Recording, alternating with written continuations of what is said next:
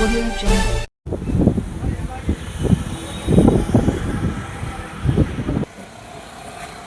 నేను 25 సంవత్సరాలు ఎవరికన్నా కావాలా మళ్ళీ క్లారిటీ చెప్పేశారు. ఫోటోలు తీసుకుంటామండి కొద్ది మధు వెనకరా స్లోగన్స్ కొంచెం ఫోటోలు తీసుకొని చెప్తారా నేను చెప్పాలా రాజధాని రైతులు ఎకరానికి ₹1,00,00,000 పన్నుల ఇవ్వాలి. రైతు కూలీలు రాజధాని రైతులకు ఎకరానికి ₹1,00,00,000 పన్నుల ఇవ్వాలి. ఎకరానికి ₹1,00,00,000 పన్నుల ఇవ్వాలి. రాజధాని కూలీలకి నెలకు ₹10,000 ఎంతమంది ఉంటే అంతమందికి ఇవ్వాలి.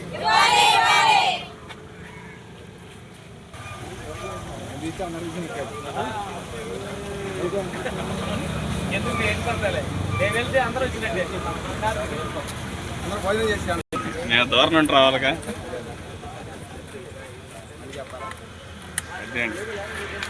కొద్ది ఘాటి చెప్పండి. నమస్కారం. రాజధాని రైతులు, రాష్ట్ర ప్రజలకు, మీడియా మిత్రులకు, కూటమి ప్రభుత్వానికి ఇప్పుడు ఈ రిలే నిరసన దీక్ష 50 రోజులకి రావటం జరిగింది. అయితే కూటమి ప్రభుత్వం మాత్రం మొండి వైఖరిలోనే ఉన్నారు. వాళ్ళకి తెలుసు మనం చేస్తుంది తెలుసు, ఏం చేయాలో తెలుసు. వాళ్ళు సెకండ్ పూలింగ్ తీసుకోవాలనుకున్నారు. కొన్ని వేరే దేశాలతో పెట్టుబడులు కూడా ఒప్పందాలు అయ్యారు ఇక్కడ పొలం వేయటానికి. అయితే మనం డబ్బులు అడిగి ఇలా పూలింగ్ ప్యాకేజీ 250 గజం అడగటంతో మళ్ళీ ఆగుతూ ఉన్నారు.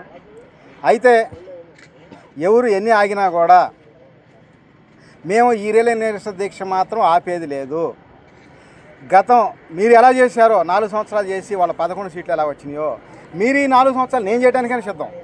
మీకు మళ్ళీ ఈ కూటమి ముగ్గురు కలిసి పోటీ చేసిన 4 సీట్లకే పరిమితం అయ్యేటట్టు చేస్తాం. ఎందుకంటే మీరు చేసిన అన్యాయం ఏందో తెలుసు రైతులకు కానీ ప్రజలకు కానీ. అందుకని ఇప్పటికైనా ఆలోచన చేసి స్పష్టమైన హామీ ఇచ్చి ఇక్కడ జరుగుతున్న అన్యాయం జరగకుండా ముందుకు పోవాలని చెప్పి నేను కోరుకుంటా ఉన్నాను. ఎందుకంటే ఆంధ్రప్రదేశ్ అంటే ఇక్కడున్న వనరులకి అమెరికా స్థాయికి ఎదగొచ్చు. అలాంటి మేధావులు ఉన్నారు. అయితే ఏమీ పట్టించుకోకుండా పూలింగ్ అని తీసుకున్నారు, వదిలేస్తున్నారు. గతంలో కూడా చూసాం. రియల్ ఎస్టేట్ రాజకీయాలే 2001 నుంచి కూడా 25 సంవత్సరాల నుంచి రియల్ ఎస్టేట్ రాజకీయం తప్పితే ప్రజలకు మంచి చేయాలి, ఇచ్చిన మాట నిలబెట్టుకోవాలి అనే ఆలోచన మాత్రం కనిపించట్లా. అదేవిధంగా మనకి 50 రోజులైనా పట్టించుకోవాలి. మేము గతంలో మేనిఫెస్టో పెట్టాం, చూశారు కదా.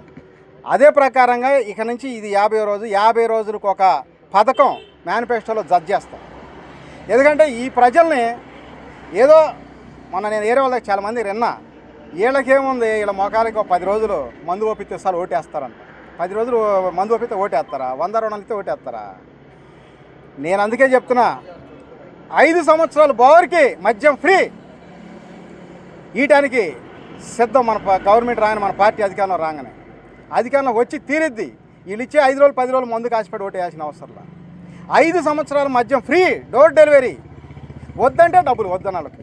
ఈ విధంగా పథకం మేము జత చేయడం జరిగింది ఈరోజు మన ఏఆర్ఎస్ ఆంధ్ర రాష్ట్ర సమితి పార్టీలో మేనిఫెస్టోలో. అలాగే ఇప్పుడు బాబు గారు ఉన్నారు. వాస్తవంగా ఆయనకు వచ్చిన లాస్ ఏంది? సెకండ్ పూలింగ్ చెప్పండి. ఓవర్కి ఇస్తే తీసేసుకొని అమ్మేసుకుందాం అనుకున్నారు. ఫస్ట్ పూలింగ్ డెవలప్మెంట్ చేసి అప్పు చెప్పాలి. అసలు సెకండ్ పూలింగ్ అవసరమే లేదు. సరే కావాలంటున్నారు కాబట్టి ఎకరానికి ₹1,00,00,000 1250 గజం ఇవ్వమన్నాను. ఇవ్వండి. మాకు మేనేజ్మెంటు అప్పు చెప్పండి. ఎకరానికి ₹1,00,00,000 ఇచ్చి 1250 గజాలు ఇచ్చి రైతులకి, రైతు కూలీలకు కూడా నెలకు ₹10,000 ఇచ్చి 10 లక్షల కోట్ల ఆస్తి ప్రభుత్వానికి అప్పు చెప్తాం. అదేవిధంగా సీఎం గారిని ప్రపంచ మేధావి ఉన్నారు. ప్రపంచ గిన్నీస్ బుక్లో ఎక్కించుకునే స్థాయికి ఎదిగేలా చేస్తాం. ఇవ్వకపోతే చెప్పాం కదా, ఈ 4 సంవత్సరాలనే మేము ధర్నా చేయడానికి సిద్ధం. ఆ తర్వాత 4 సీట్లకే పరిమితం. ఆ విధంగా మళ్ళీ మేము గతంలో కూడా ఏం చేశారు, ఇక్కడ రాజధాని 3 అన్నాం కదా, 3 అంటే ఈ ప్రాంతంలో వాళ్ళు వేయకపోతే మనం గెలవమా అనుకున్నారు జగన్ గారు. ఈ రాజధానిలో వేయకపోతే గెలలేకపోవడం కాదు. ఈ రాష్ట్రంలో ఏం జరిగిందంటే ఊరికి ఒక 20 మంది విదేశీ జాబులకు వెళ్ళేవాళ్ళు ఉంటారు. ఇదే రాజధాని అని చెప్పి 2014లో వీళ్ళు కూటమి కట్టుకుని గెలిచి జగన్ గారు కూడా ఏమన్నారు, మాకు ఇష్టమే కనీసం 30,000 ఎకరాలు కావాలన్నారు. అందరూ నమ్మి విదేశాలు జాబు చేసుకునే వాళ్ళు కానీ పెద్ద పెద్ద ఉండేవాళ్ళు అందరూ వచ్చి ఫ్లాట్లు కొన్నారు. ఊరికి ఒక 20 మంది. వాళ్ళు ఏం చేయగలిగారు? ఒక్కొక్కళ్ళు ఒక 10 ఓట్లు వేయించగలరు. అవసరమైతే ఒక 5 లక్షలు సందా కూడా ఇవ్వగలరు. ఊరికి అలాగా 20 మంది 25 కోట్ల రూపాయలు సందా ఇచ్చి 20 పదులు ఒక 200 ఓట్లు వేసి ఓడిచ్చేశారు. 151 సీట్ని 11 సీట్లు చేశారు. అలాగే వీళ్ళు కూటమేనంతే. వీళ్ళు నమ్మి అందరూ కొనుక్కొని ఉన్నారు. వీళ్ళేదో వాళ్ళ అవసరాలకి కలుగుతున్నారు, వాళ్ళ అవసరం తీర్పునాకి ఇడిపోతున్నారు. ఇది ప్రజలకు అర్థమవుతుంది, అందరికీ అర్థమవుతుంది. మళ్ళీ మీకు కూడా అదే పరిస్థితి వచ్చింది. అందుకనే నేను ఈ ముగ్గురు కలిసి కూటమి కట్టుకుని వచ్చారు.